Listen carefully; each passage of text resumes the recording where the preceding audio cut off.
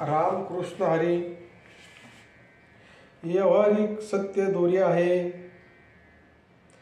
प्रतिभाषिक सत्तेमधली सर्प आहे. त्या दोरीवर भ्रम झालेला आहे.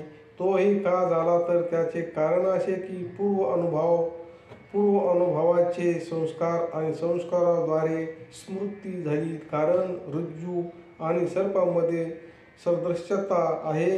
सदृश्यतामुळे हा भ्रम उत्पन्न झाला आणि पूर्व संस्कार उद्भूत झाल्या. अशापर्यंत हा सर्प आहे हा भ्रम निर्माण झाला. मग भ्रम घालायचा की सर्प मारायचा? भ्रम घालायचा, सर्प मारायचा नाही. सर्प मिथ्या आहे. कसा जाईल तो भ्रम?